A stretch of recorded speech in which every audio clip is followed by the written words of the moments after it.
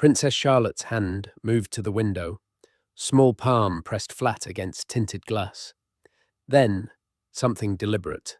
4 fingers visible, then 3, then 2, 1. The pattern repeated. Not a wave, not a game. The emergency signal her protection officers had taught her years ago. The signal that meant only one thing: I need help right now. Sergeant Thomas Wright saw it from 30 meters away. He'd been walking the south perimeter of Windsor Castle grounds, routine patrol on what should have been a quiet Tuesday afternoon. The black Range Rover with diplomatic plates had already passed the first checkpoint. Nothing unusual about that. Senior royals came and went constantly. But something about this vehicle had caught his attention. The driver moving too quickly through the security zone. The way the rear passenger window stayed up despite the mild weather. And now this. A child's hand pressing against glass. Fingers counting down. Wright's training kicked in immediately. 7 years of military service. 3 commendations. Not once had he seen a false alarm when it came to that specific signal. The emergency gesture wasn't taught casually. It wasn't something children did by accident. His hand moved to his radio, but the SUV was already accelerating toward the main gate. 20 seconds, maybe less. Once that vehicle cleared palace grounds, jurisdiction changed. Everything changed. He ran. The Range Rover picked up speed. Wright could see the driver now, a woman in her 50s wearing sunglasses, despite the overcast sky. She didn't look his direction, didn't slow. The main gate stood 200 meters ahead, already beginning to open for the vehicle's approach. Standard procedure. Vehicle had clearance. Gate opened automatically. But something about this felt wrong. Everything about this felt wrong. Wright's boots hit pavement hard as he cut across the lawn. His radio crackled. Gate security asking for confirmation. He couldn't answer. No breath for talking. No time for protocol. He could see Charlotte's face now through the rear window. 8 years old, maybe 9. School uniform. Hair pulled back. And that expression. Not crying, not panicking, but scared. Trying desperately to stay calm and do exactly what her protection training had taught her. Signal. Stay visible. Trust someone will notice. Someone had noticed. But before we continue, make sure you hit subscribe on Crown Watch. Drop a comment below where you're watching from. Now, back to what happened next. Wright reached his patrol vehicle parked near the south entrance. Keys already in his hand. Engine started before he'd fully closed the door. The Range Rover was 150 meters from the main gate now. Gate opening wider. Palace security on their radios, confused by Wright's sudden movement but not yet alarmed. Everything looked normal to them. Authorized vehicle, proper clearance. Guard probably just forgot something. Protocol said wait for authorization before pursuit. Protocol said confirm threat before action. His gut said that child needed help. Wright's vehicle lurched forward. He could see the Range Rover driver glance in her mirror. See her register his approach. See her accelerate harder. The gate stood fully open now. Once she cleared those gates, Wright's authority ended. Palace grounds meant palace security. Public roads meant metropolitan police. Different jurisdiction. Different response time. And a small girl in that back seat giving the signal for immediate danger. The Range Rover hit 70 kilometers per hour. Too fast for palace grounds. Way too fast for the narrow drive approaching the gate. Wright pressed harder on his accelerator. 80 kilometers. 90. His vehicle was faster. Military grade. But the math wasn't good. She'd clear the gate 3, maybe 4 seconds before he could block her path. Not enough time. Wright made a decision. Not the smart one. Not the safe one. The necessary one. He yanked his wheel hard left. His vehicle jumped the curb, tearing across manicured lawn, cutting the angle. Aiming not for where the Range Rover was, but where it would be. The gap closed. 100 meters. 80. 60. The Range Rover's brake lights flashed red. The driver had seen him, understood his trajectory, but she was committed now. Too much speed to stop. The gate loomed directly ahead. 40 meters from the gate, Wright saw Charlotte's face one more time, small and pale against the dark interior. Still pressing her hand to the window, still counting down fingers, still hoping someone understood. Their eyes met for half a second. Wright couldn't explain it later, couldn't justify it in any report, but something in that child's expression told him everything he needed to know. She wasn't playing, she wasn't confused, she was genuinely frightened. And whatever was happening in that vehicle, it wasn't right. 20 meters from the gate. Wright turned his wheel again, not to block the Range Rover, to become its shadow. His vehicle pulled alongside the SUV, matching speed. The driver's face twisted with anger. She shouted something Wright couldn't hear through closed windows. Her hand moved toward something in the center console. Phone, maybe, or radio. Calling for help. Reporting Wright's actions. In 30 seconds, maybe less, his entire career would be over. Pursuing an authorized vehicle without confirmation. Aggressive driving on palace grounds. Failure to follow protocol. 10 meters from the gate. The Range Rover driver made her own decision. She accelerated again, trying to outrun Wright's vehicle, trying to clear the gate before he could stop her.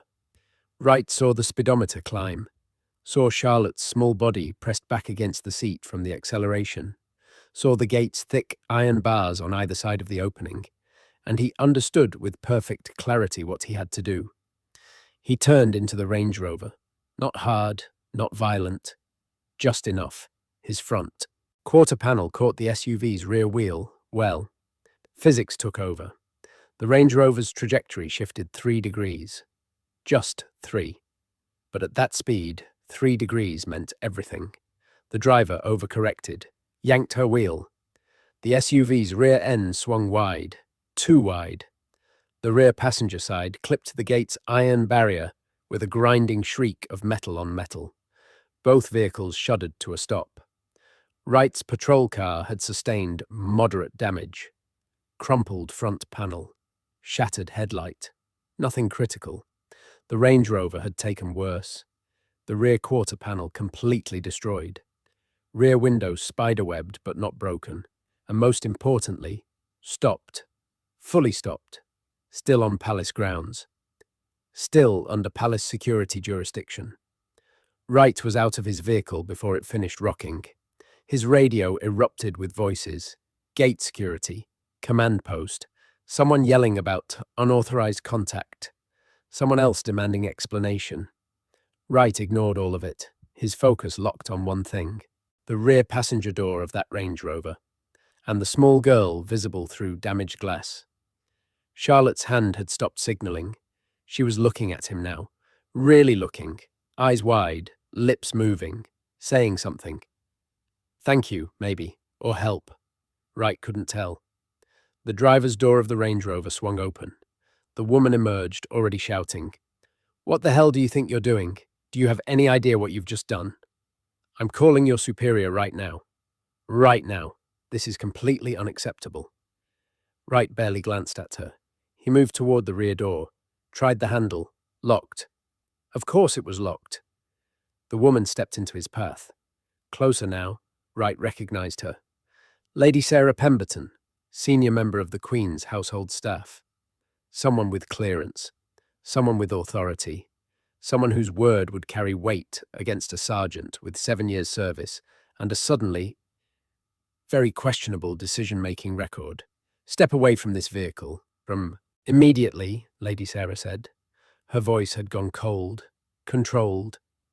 You've just committed an assault on a member of the royal household, in front of witnesses, with security cameras recording everything. Open the door, Wright said. Absolutely not. Open it now. Sergeant, I'm going to give you one chance to walk away from this before I destroy your career. One chance. This is a private matter. The princess is fine. I'm transporting her to an appointment. Everything is authorized. You've made a terrible mistake. Wright looked past her. Charlotte hadn't moved, hadn't looked away from him. Her hands were in her lap now, both visible, and as Wright watched, she did something subtle, something another person might have missed. Her right hand moved, index finger extended, pointing, not at the door, not at Lady Sarah, at her own neck. 2 small touches. Then her eyes moved deliberately to Lady Sarah's back, then back to Wright. The message was clear. Her. It's her. Please. That child gave me an emergency signal, Wright said quietly. The one protection officers teach. The one that means immediate danger. I need to speak with her. Right now. Lady Sarah's expression didn't change. Too controlled. Too practiced. She's a child, Sergeant. Children play games. They test things they've been taught. She was probably bored during the drive and decided to practice her signals. It means nothing. Then you won't mind if I confirm that with her directly? I absolutely will mind. You have no authority to question a member of the royal family without proper authorization. And you certainly don't have authority to damage royal property and endanger a child's safety with your reckless driving. Lady Sarah's hand moved to her phone. I'm calling Commander Wells right now. You're going to be explaining yourself in front of a disciplinary board within the hour. Other security personnel had arrived. 2 guards from the gate, 3 more from the main building, all looking confused, all looking at Wright like he'd lost his mind. One of them, Sergeant Davies, approached slowly. Right, what's going on, mate? Command says you rammed Lady Sarah's vehicle. I need someone to open that rear door, Wright said. Davies glanced at Lady Sarah. Back to Wright. Did you have authorization for that contact? No. Did you have confirmation of threat? Just open the door, Davies. I can't do that without Lady Sarah's permission. She's got clearance. She's transporting the princess. Everything looks proper. Davies lowered his voice. Look, just tell me what's happening. Talk to me before this gets worse. Wright knew how it looked. Knew exactly how it looked. Junior Sergeant attacks senior household member's vehicle without authorization. Claims child gave emergency signal. Lady Sarah says child was playing. No evidence of threat. No confirmation of danger. Just Wright's word against someone with 20 years of palace service and direct access to the Queen. His career wasn't just over. Criminal charges weren't impossible. Assault, reckless endangerment, destruction of property. But Charlotte was still staring at him through that window. Wright had been in situations like this before. Different context, different country, but the same basic calculation. Trust protocol and hope for the best, or trust instinct and face consequences. During his second deployment, he'd made a similar choice.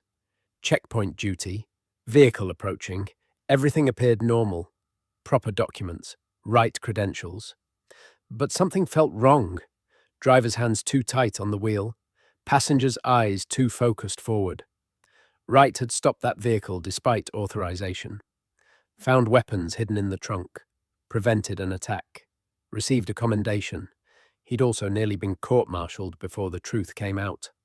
Charlotte, Wright called out, loud enough to be heard through glass. Can you hear me? The small girl nodded. Are you safe right now? Charlotte's eyes moved to Lady Sarah. Back to Wright. She nodded again, but slowly, too slowly. The kind of nod that meant technically yes, but actually no. Do you want to stay in this vehicle with Lady Sarah? Charlotte's face changed. Just slightly. Just enough. Fear breaking through her careful control. She shook her head. Once. Definite. Clear. She's coaching the child, Lady Sarah said loudly, making her afraid with his questions. This is inappropriate. Someone stop this immediately. Commander Wells arrived then. Tall, grey-haired, 30 years of service. He took in the scene with practiced eyes, damaged vehicles, gathered security personnel. Lady Sarah's face red with anger, Charlotte's face pale with fear. Wright standing alone between them all. Wells moved closer to Wright. "Sergeant, report." Wright knew this moment determined everything. He could hedge, could soften it, could present his actions in the best possible light, or he could tell simple truth and accept whatever came. Next, Princess Charlotte gave the emergency signal while being transported off palace grounds. I pursued and made contact with the vehicle to prevent it leaving our jurisdiction. I believe she's in danger from the adult transporting her. I'm requesting authorization to speak with the princess directly. Wells's expression revealed nothing. Did you confirm threat before pursuit? No, sir. Did you have authorization for vehicle contact? No, sir. Do you have evidence beyond the alleged signal? Just the princess's current demeanor and responses, sir. Wells turned to Lady Sarah. Lady Pemberton, what's your side? The sergeant has lost his mind, Commander. I'm transporting Princess Charlotte to a private appointment as authorized by the Queen. The child was playing with hand signals she'd been taught, as children do. This guard decided to play hero and nearly killed us both. Look at my vehicle. Look at what he's done. I want him arrested. Immediately. Wells studied her, then looked at Charlotte through the window. The small girl hadn't moved, hadn't taken her eyes off Wright. Wells had been doing this work for 3 decades. He'd seen frightened children before, knew the difference between bored and scared, between playing and pleading. Open the door, Wells said. Commander, I must object. Lady Pemberton, open the rear door. Now. What Wright didn't know yet, couldn't have known, was that opening that door would reveal something that would change not just his career, but the entire structure of protection protocols around the young royals. Something that should never have been possible within palace security, something that had been happening for months. Lady Sarah's hand shook slightly as she retrieved her key fob. The rear door locks clicked open. Wells stepped forward and pulled the handle. The door swung wide. Charlotte sat perfectly still. Seatbelt fastened, hands folded in her lap. School uniform neat, hair in place. Nothing obviously wrong. Nothing that would appear in photographs. Nothing that would show up on security footage. Just a well-behaved child being transported somewhere. Except for her eyes. Wright had seen that expression before. Different faces. Different circumstances. But the same fundamental fear. The fear of someone who knows they can't fight back, can't run, can only hope someone notices something's wrong and chooses to help. Your Highness, Wells said gently, are you all right? Charlotte nodded, then very quietly. May I please get out? Of course. Let me help you. Wells reached in to unfasten her seatbelt. As he did, his hand brushed against Charlotte's arm. She flinched. Just slightly. Just enough. Wells froze. Carefully, very carefully, he looked at where his hand had touched. Charlotte's sleeve had ridden up slightly. The skin beneath showed discoloration. Small marks. Recent marks. The kind that came from fingers pressed too hard. Wells's entire demeanor changed. Sergeant Wright, he said, voice level, but carrying an edge that wasn't there before.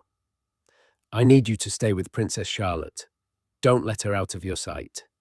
Davies, get the princess's protection officer here immediately. Lady Pemberton, you need to come with me. This is ridiculous, Lady Sarah said. But her voice had changed too. Higher, faster. Those marks are nothing.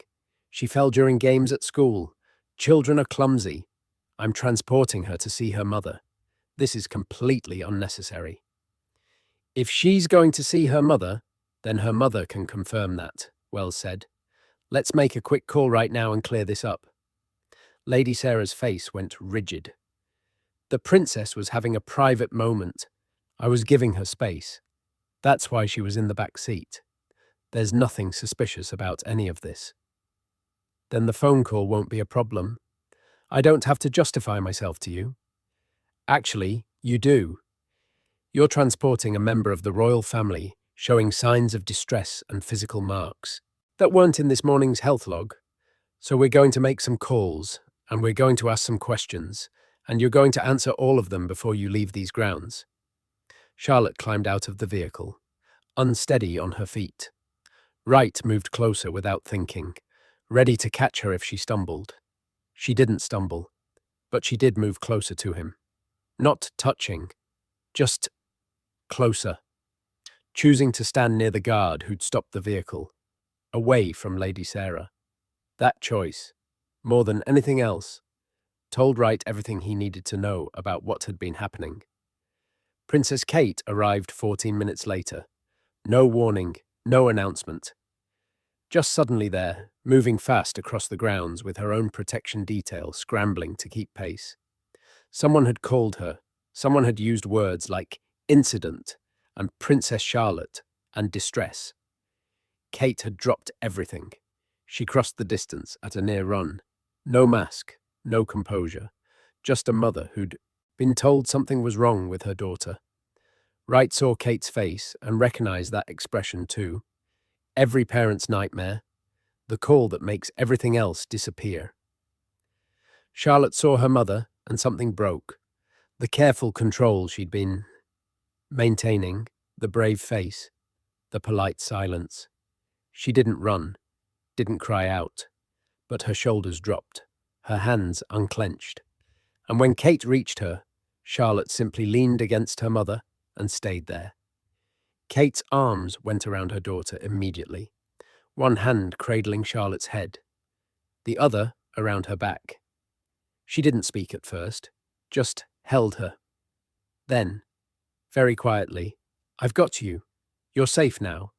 I've got you." Wright watched Kate's eyes move over Charlotte's face, down her arms, checking, every mother's instinct, looking for what was wrong and what had happened. Kate's fingers found the marks on Charlotte's arm. Wright saw her entire body go still, that particular kind of stillness that comes right before fury. Kate looked up, not at Wright, not at Wells, at Lady Sarah. "What happened to my daughter?" Lady Sarah had composed herself in the minutes since Wells had detained her.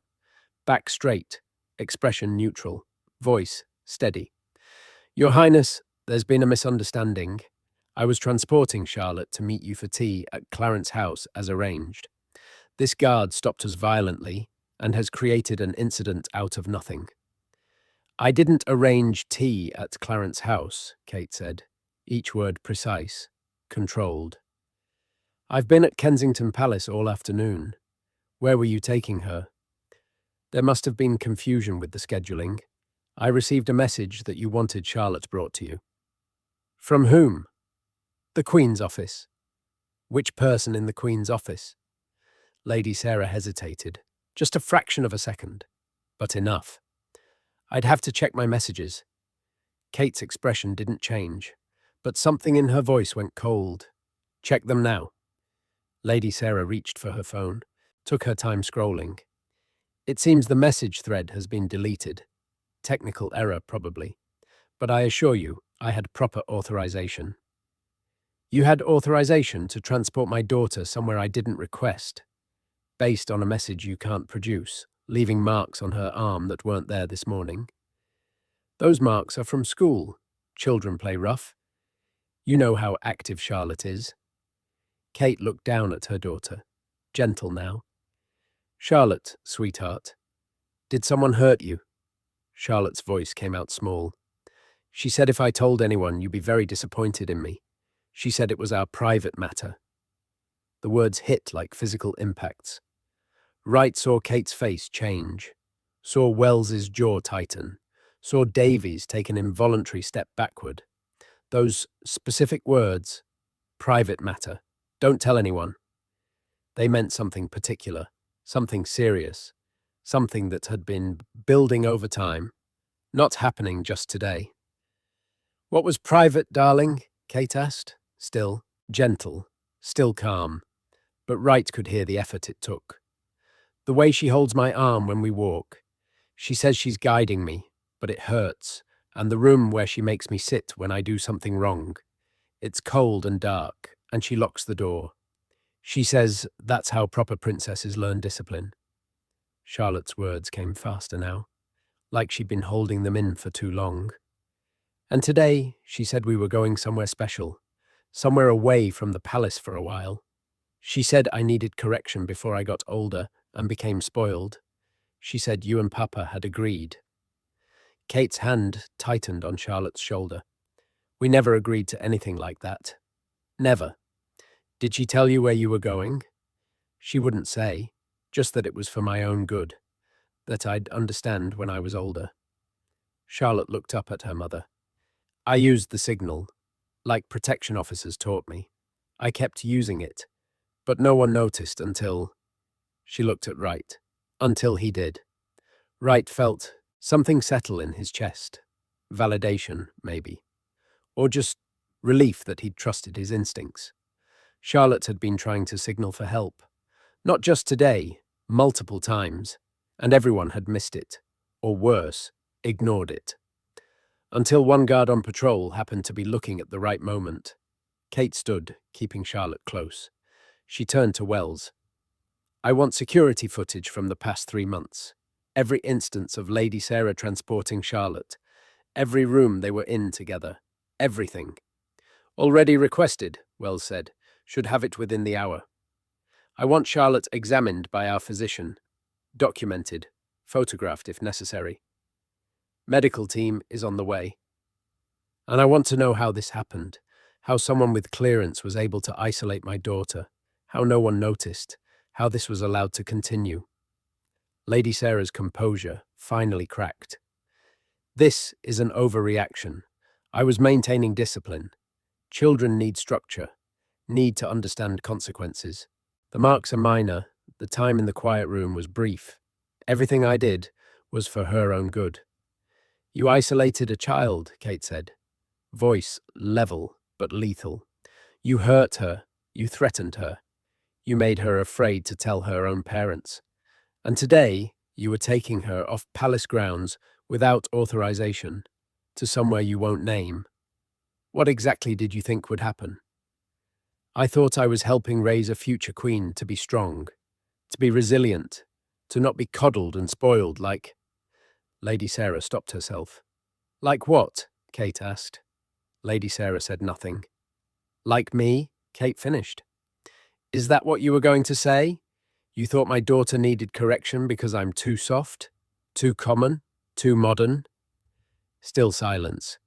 But the answer was written across Lady Sarah's face. Wright had seen this before too.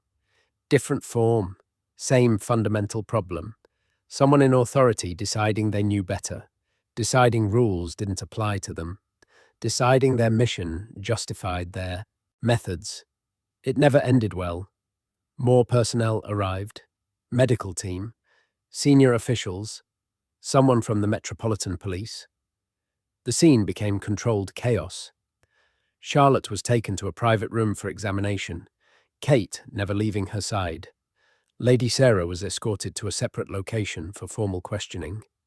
Wright remained where he was, unsure of his role, now that the immediate crisis had passed. Wells approached him. Sergeant, walk with me. They moved away from the crowd, toward the damaged vehicles still sitting near the gate. Evidence of what Wright had done. Physical proof of his decision to act without authorization. Wells stopped beside Wright's patrol car, ran his hand along the crumpled panel. You know you should have called for confirmation, Wells said. Yes, sir. Should have waited for authorization.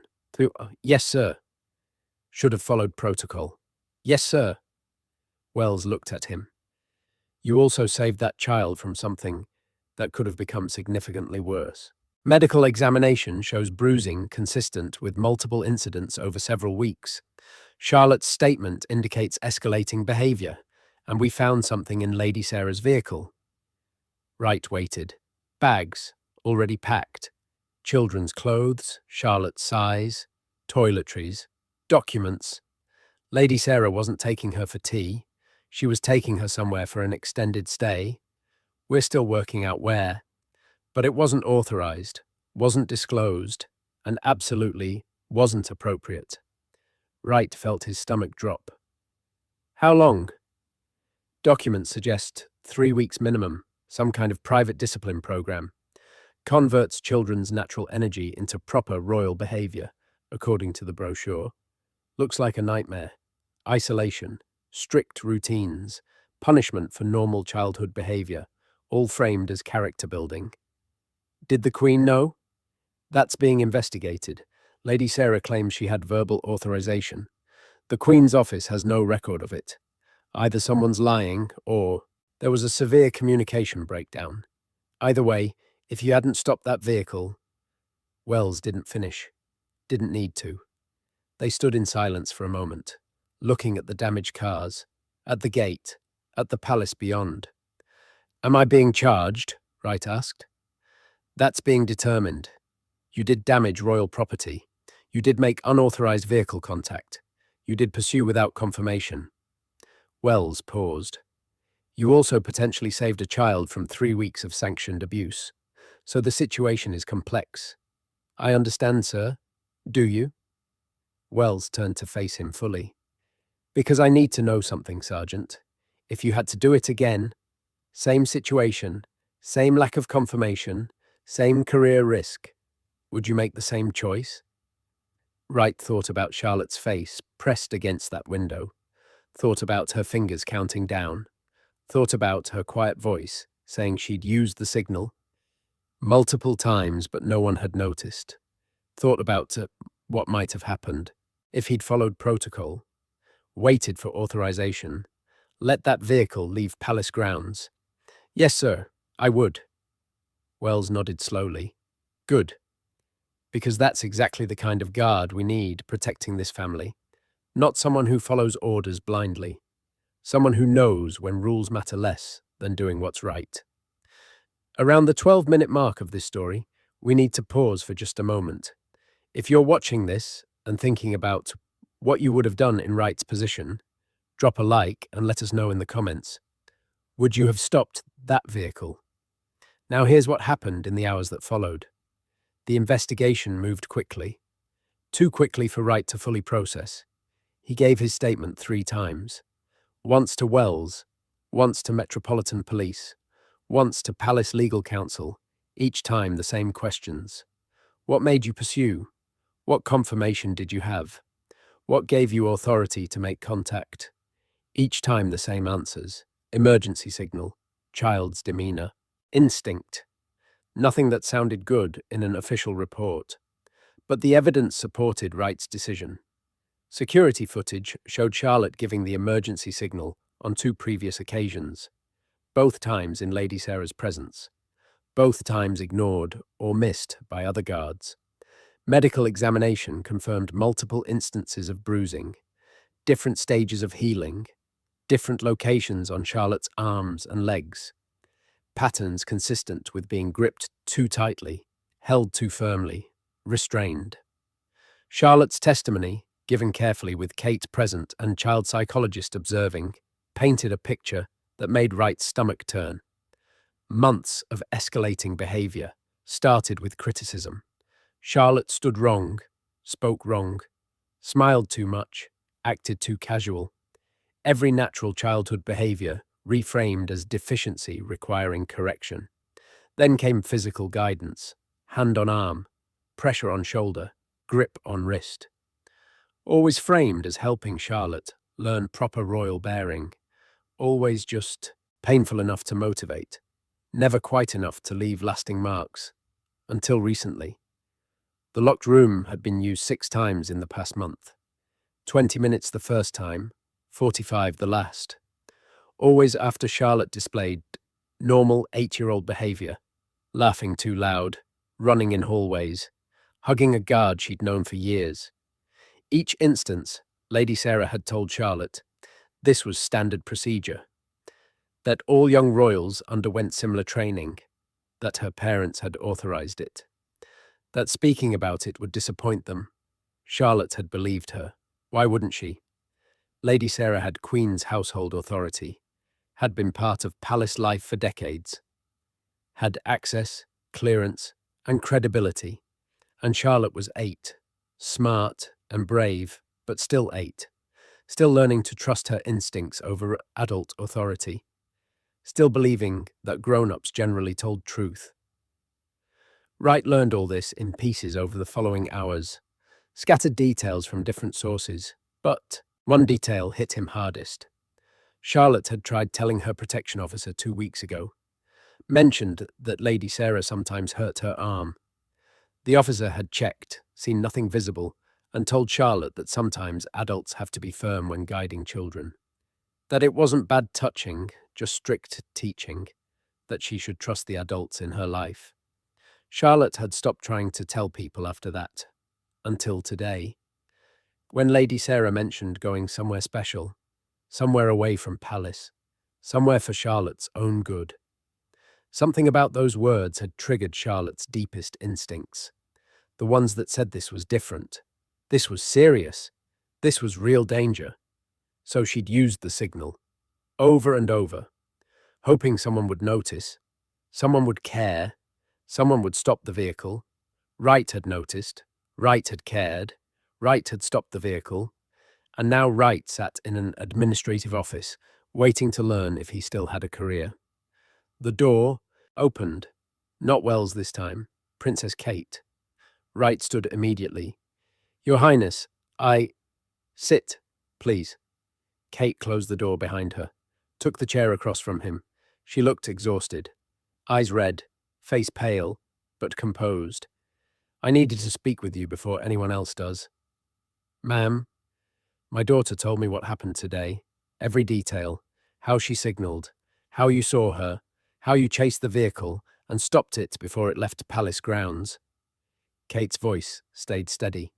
She also told me she'd tried signaling before, multiple times, and no one noticed, no one except you. Wright said nothing, didn't trust his voice. Do you know what she asked me an hour ago? Kate continued. She asked if you were in trouble, if you'd be punished for helping her, because Lady Sarah told her during the drive that stopping the vehicle was illegal, that the guard who did it would lose his job, that it would be Charlotte's fault for giving false signals. Kate's hands tightened on the arms of her chair. Even while taking her away, that woman was making my daughter feel guilty for asking for help. Charlotte did nothing wrong, Wright said quietly. I know that. You know that. But she's 8, and she's been told for months that her natural instincts were wrong, that speaking up was wrong, that needing help was weakness. Kate met his eyes. You showed her something different today. You showed her that using her voice matters, that the signal she'd been taught actually works, that someone will come when she asks for help. I just did what needed doing, ma'am. You risked your career, your reputation, possibly criminal charges, for a child you'd never met, because you trusted your instincts over protocol. Kate stood. I came here to tell you 2 things. First, William and I are recommending you for commendation. What you did today falls under duty of care. Protection of royal family members supersedes vehicle protocol. The palace solicitors agree. Wright felt something, release in his chest. Not relief exactly, just less weight. Second, Kate continued, we're restructuring Charlotte's protection detail. She'll have permanent guards she knows. Guards who report directly to William and me, not through household staff. And we'd like you to be part of that team, if you're willing. Ma'am, I'm just a sergeant. I don't have experience with... You have exactly the experience we need. You have instincts that work. You have courage to act when action is needed. And most importantly, you have my daughter's trust. Kate moved toward the door, paused with her hand on the handle. Charlotte asked if you'd be there tomorrow when she goes back to school. She said she'd feel safer knowing you were nearby. So, will you be there? Wright thought about everything that had happened. The chase, the collision, the investigation, the statement giving, the uncertainty, the fear that he'd destroyed his career. And he thought about a small girl in school uniform, pressing her hand against a window, counting down fingers, hoping someone noticed. Yes, ma'am, I'll be there. Kate smiled, brief but genuine. Thank you, Sergeant Wright, for seeing what others missed, for acting when others hesitated, for reminding us all what duty really means." She left. Wright sat alone in the office for another moment, processing. The day had started with routine patrol, ended with career change. Everything between felt like something that had happened to someone else, but his knuckles were still scraped from gripping the steering wheel during pursuit. His shoulder still ached from the collision impact. This had happened, all of it, and somehow, impossibly, it had turned out right. The door opened again. Wells this time. "Sergeant, you're free to go. No charges. Full clearance. Report tomorrow morning at 0700 for reassignment briefing." "Thank you, sir." "Don't thank me. Thank your instincts." Wells held out his hand. Wright shook it. "And Wright? That was good work today. Unconventional, unauthorized, completely against protocol, but good work." Wright headed home that evening in a borrowed vehicle. His patrol car remained impounded as evidence. The drive took him past the main gate, past the spot where he'd made contact with Lady Sarah's Range Rover. The damaged section of iron barrier had already been repaired. Fresh paint, perfect alignment, like nothing had happened. But something had happened, something significant. Wright just didn't know yet how significant. The full scope of Lady Sarah's actions emerged over the following week. She hadn't been working alone. 3 other household staff members had been involved, part of an informal group that believed modern royal children were being raised too casually. Too much freedom, too much softness. They'd taken it upon themselves to implement proper discipline. Charlotte had been their primary focus, but investigation revealed concerning interactions with Prince George as, well, nothing as severe, not yet, but heading that direction. The group had developed entire protocols.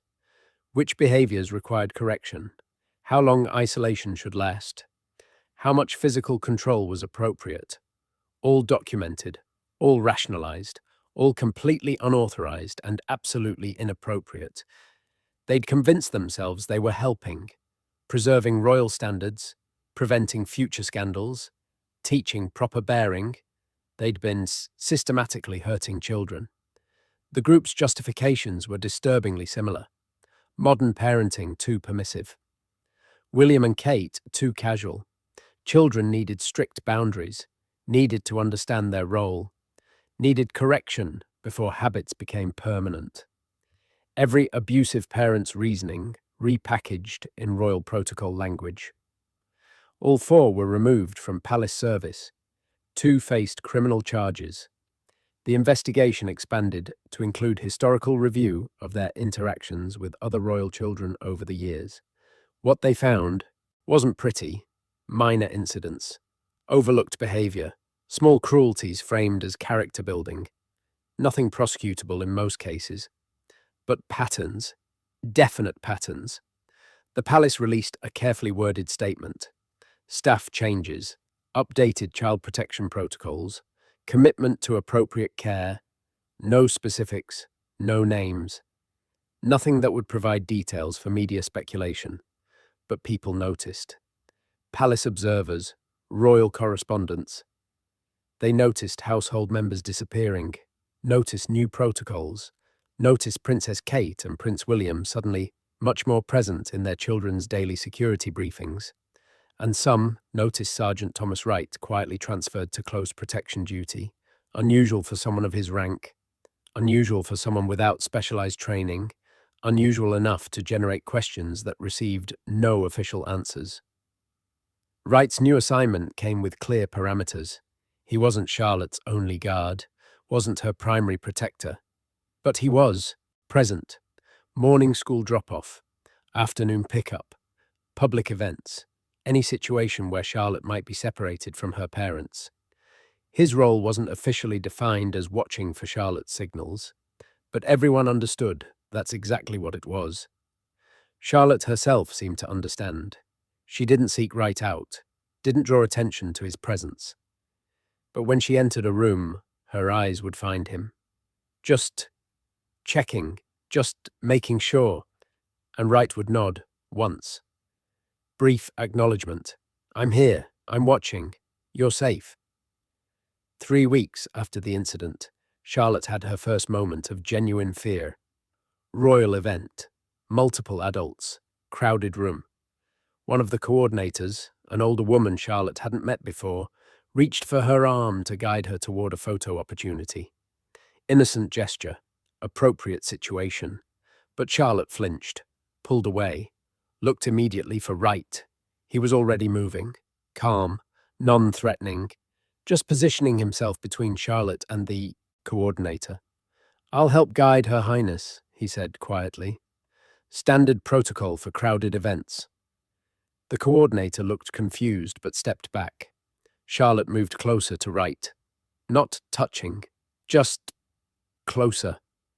He walked with her toward the photo area, staying near, making his presence obvious, letting her know she had backup. "That coordinator wasn't trying to hurt you," Wright said gently. "She was just helping with positioning." "I know," Charlotte said, small voice. "But for a second, when she reached for my arm, I thought—" She didn't finish. "You thought you were back in that moment?" Charlotte nodded. "That's normal," Wright said. "After something scary, it takes time to stop being scared. Your brain is protecting you, making sure you notice hands reaching for you, making sure you check for exits, making sure you know where safe people are." "How long does it take for the scared feeling to go away?" Wright thought about that, about his own history, things he'd seen during deployment, moments that still made him check corners, still made him assess threats, still made him wake up at unusual sounds. "It gets better," he said honestly. "The scared feeling gets smaller, happens less often, but you'll probably always notice hands reaching for you. Always check where people you trust are standing. That's not bad. That's your instincts working. The signal you used, that came from those same instincts. Being aware isn't weakness, it's how you stay safe." Charlotte processed that. Then very quietly, "Thank you for noticing my signal, for not ignoring it." "I'll always notice," Wright said. "That's my job now, making sure you never have to wonder if someone's watching." They reached the photo area. Charlotte took her position with family members, smiled appropriately, acted perfectly natural. But once during the event, Wright saw her hand move to her ear. Index finger tapping twice. Not the emergency signal. Something new. Just checking if he knew the movement. Testing if he was still watching. Wright caught her eye, nodded once. "I see you. I'm here." Charlotte smiled. A real smile this time. Not for cameras, for herself. Then turned back to the event. "We're approaching the moment that shocked everyone who witnessed it. If you haven't subscribed yet, do it now. We share stories like this daily." Here's what came next in those first months of Charlotte's recovery. The investigation into Lady Sarah and her group continued for 3 months. Each week brought new revelations, historical incidents, other children affected, patterns of behavior spanning years. The scope extended beyond what anyone had initially imagined. Other royal households were contacted. Other families reviewed their own staff. What started as one sergeant stopping one vehicle became a systemic examination of how royal children were protected, or not protected. Changes came quickly. New protocols, new oversight, new training for all household staff emphasizing that discipline was never their role. Children's behavior was parents' domain.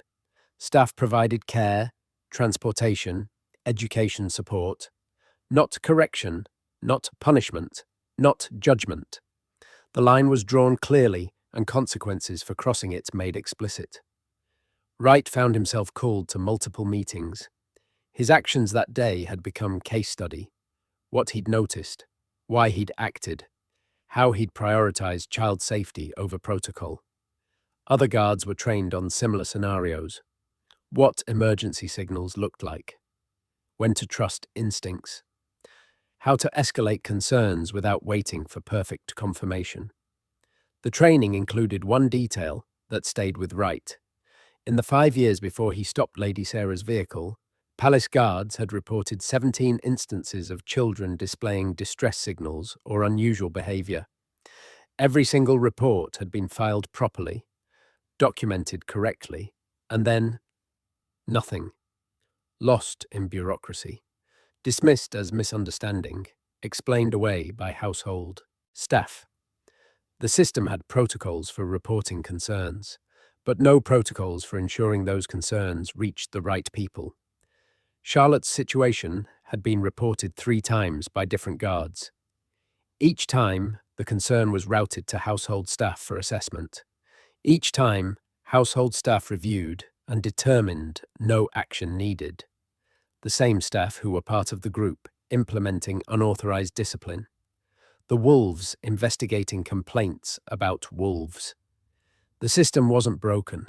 It was designed wrong. New protocols fixed that. Concerns about royal children now went directly to families' personal staff, bypassing household administrators entirely, multiple verification required before dismissal, and most importantly, children were interviewed privately about any reported incident. Not in presence of accused staff, not in formal settings, just quiet conversations in safe spaces with trained specialists. Wright wondered what would have happened if those protocols existed earlier. How many children would have been protected sooner? How much harm could have been prevented? He didn't dwell on it, couldn't change the past, could only ensure the present worked better. Charlotte's recovery continued gradually, some days confident, some days tentative. Wright learned to read her moods, learned when she needed space versus when she needed someone nearby, learned the difference between normal childhood fear and triggered response, learned that healing wasn't linear. Bad days followed good days. Setbacks happened without warning.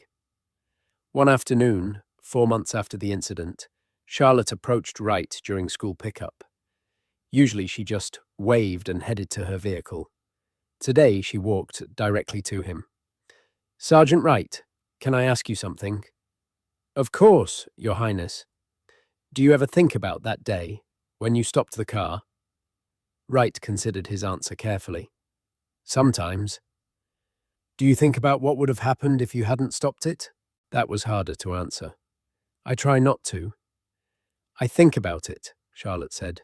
"I think about where I'd be right now if you'd let the car leave. What would have happened during those 3 weeks? Whether anyone would have found me." Her voice stayed steady, older than her years. "My therapist says thinking about it isn't bad. She says it helps me understand how close things were, how important it was that someone noticed." "Someone would have noticed eventually," Wright said, "but eventually might have been too late." Charlotte looked up at him. "You noticed at exactly the right time, like the universe put you there on purpose. Do you believe that? That you were supposed to be walking patrol at that exact moment?" Wright thought about fate, about chance, about whether anything happened for reasons beyond random circumstance. He'd never been particularly religious, never believed in destiny or grand design. But standing there, looking at this child who'd been hours away from something terrible, it was hard not to wonder. "I don't know about the universe," he said, honestly, "but I know I'm glad I was there, and I'm glad I looked at the right moment, and I'm glad I trusted what I saw." Charlotte nodded, processing. Then, "Lady Sarah told me during the drive that no one would care, that I wasn't important enough for anyone to risk their job. She said I should stop signaling because it wouldn't matter." She paused. She was wrong. She was very wrong. "You risked your job. You risked everything. For me, even though you didn't know me." "That's what guards do," Wright said simply. "We protect. That's the job, whether we know the person or not. Most people wouldn't have done it. Most people would have waited for authorization, for confirmation, for someone else to make the decision. Maybe. Not maybe. Definitely." Charlotte's expression turned serious. "I've been thinking about what I want to do when I'm older, what kind of person I want to be, And I decided something. What's that? I want to be like you, someone who notices when people need help, someone who acts instead of waiting, someone who chooses doing right over doing safe. She straightened, small but determined. When I'm queen someday, I'm going to make sure everyone who works in the palace knows that protecting people matters more than protecting protocols, because of what you showed me that day. The final moments of this story are unforgettable. Stay with us until the end. Now here's what happened in the year that followed. Time passed. Seasons changed. Charlotte continued healing. The incident faded from immediate palace consciousness, became part of history, part of the before times. Life moved forward as life does. But some things had changed permanently. Wright remained on Charlotte's protection detail, watched her grow more confident, more willing to speak up, more trusting of her own instincts. She started taking self-defense classes, not because anyone suggested it, because she wanted to know she could protect herself if needed. Wright attended some of those classes, watched her learn to break holds, learn to escape grabs, learn that she was stronger than she looked. 1 year after the incident, Wright received summons to private meeting with Prince William. No context, no explanation, just invitation to meet at Kensington Palace. Wright arrived expecting routine security briefing, found William waiting in a small office, casual clothes, no formality. Sergeant Wright, thank you for coming. Your Highness. William gestured to a chair. Both sat. Silence for a moment as William seemed to gather thoughts. I wanted to speak with you personally, William said finally. Away from official channels, away from protocols and procedures. Just parent to guard. Wright waited. Charlotte is different now than she was before last year. More cautious in some ways, more confident in others. She watches people more carefully, assesses situations before entering them. Kate and I see it. Her therapist sees it. You probably see it too. I do, sir. Some of that is trauma. Recovery takes time, but some of it is growth. She's learned something important, that she can trust her instincts, that she can ask for help, that using her voice matters. William leaned forward.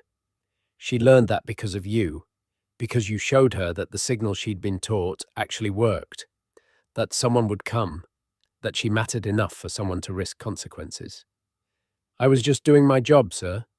No, you weren't. William's voice stayed gentle but firm. Your job was to follow protocol, to wait for confirmation, to let authorized vehicles pass. What you did was beyond your job.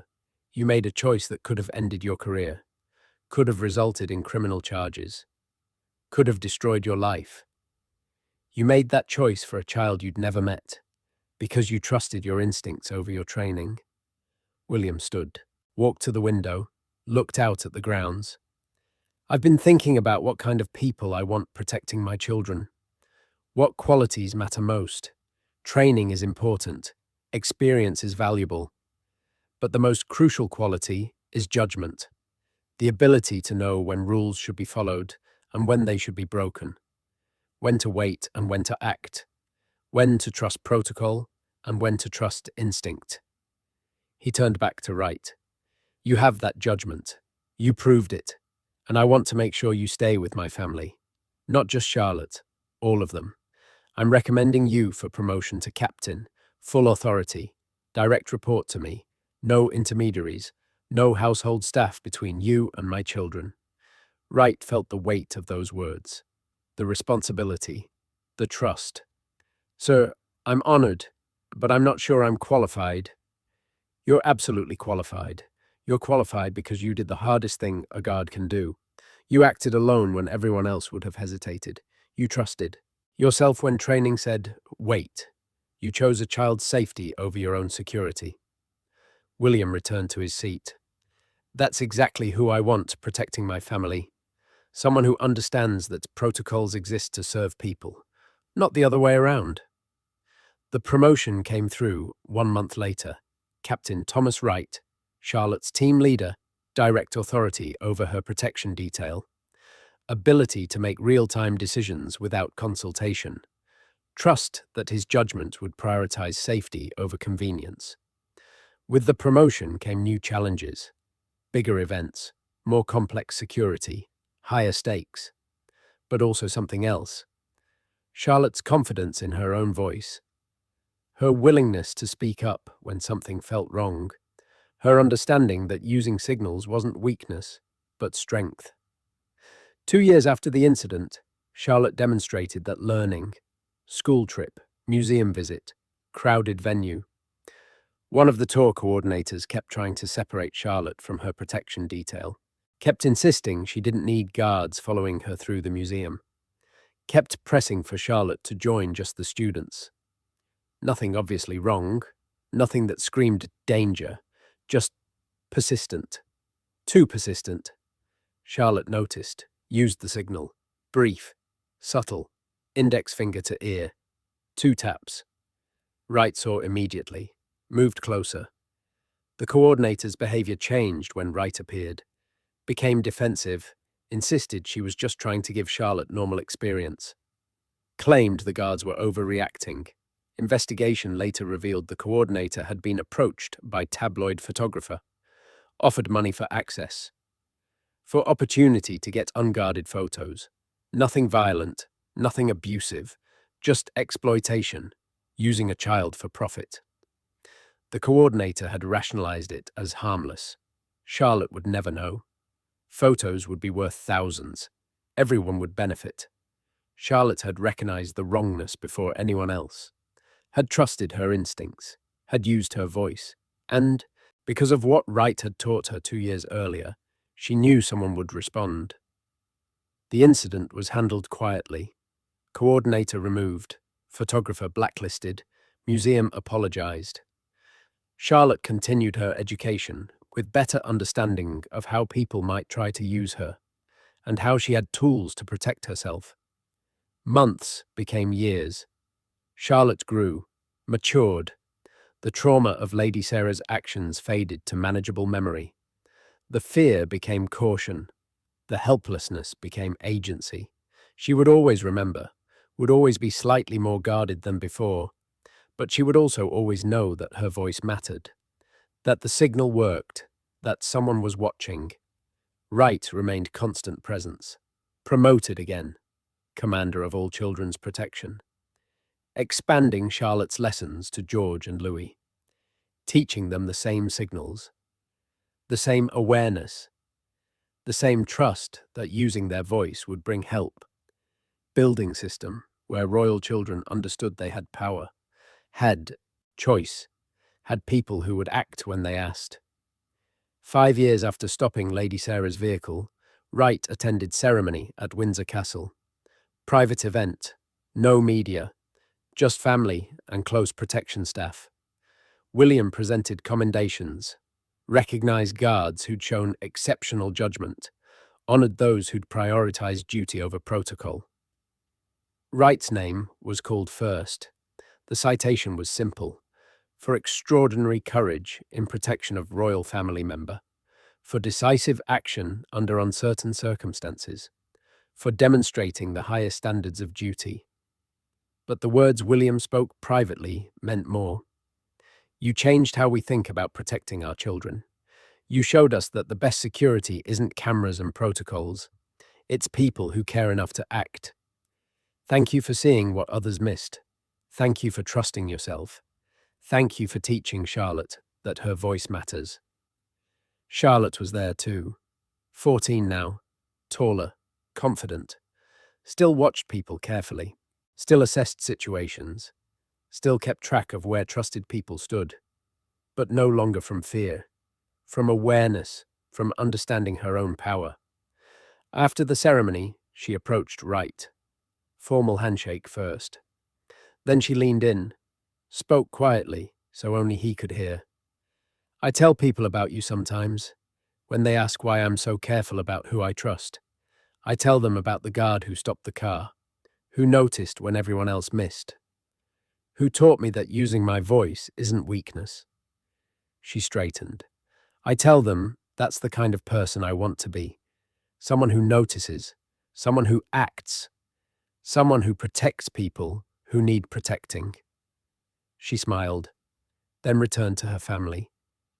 Wright watched her go, remembered the small girl pressing her hand against window, counting down fingers, hoping someone would care. Someone had cared. That was 5 years ago. Today, Wright still serves. Still watches, still trusts his instincts. The incident that almost ended his career instead defined it, showed him what mattered, taught him that duty isn't following orders. Duty is knowing when protecting someone matters more than protecting yourself.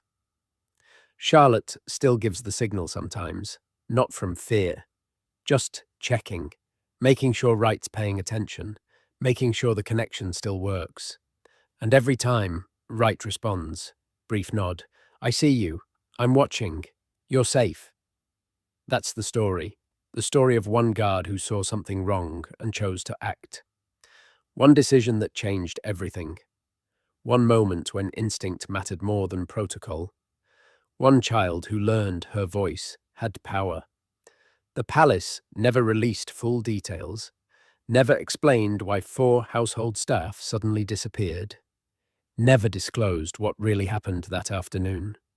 Official story was restructuring, updated protocols, routine changes.